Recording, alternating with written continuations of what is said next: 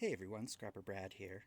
So tonight I'm going to be working on this washer. No, excuse me, this is a dryer.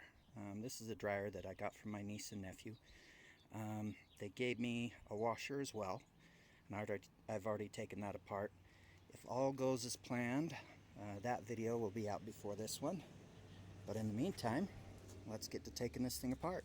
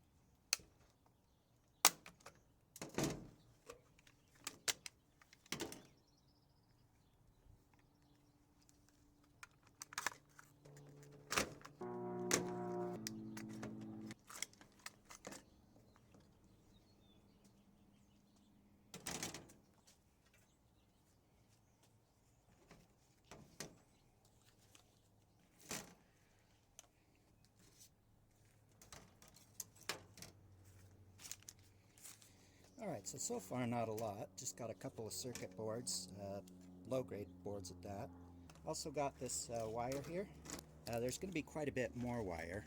You see how this runs throughout the dryer, and that's probably where I'm going to actually make the most money on this. Alright, let's see what else we can find.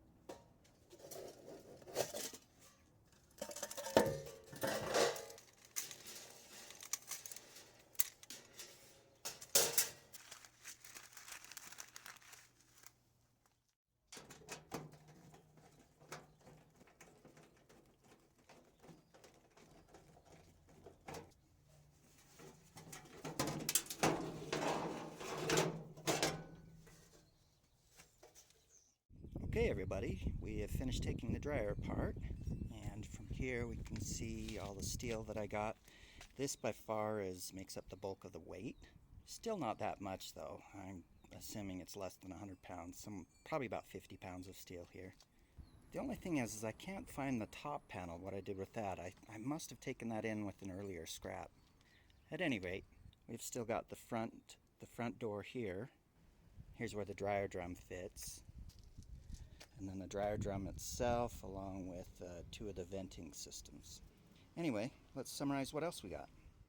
So the first thing we got are these little pieces of brass, copper, and these switches. Now also these switches should have tiny amounts or trace amounts of silver in them as well. Now it's not a lot, but as we say in the scrapper's world, it all adds up. Next we got this circuit board. Now it really isn't much. In fact, I'm sure if I turn it into my yard, they would take it as a low-grade board, or what they call board breakage, and they're currently paying about 15 cents a pound. I really haven't priced out or looked at board sort. I know a lot of scrappers will send their circuit boards to board sort and make really good money doing that. So I don't know what this would go as, but maybe I need to start looking into that.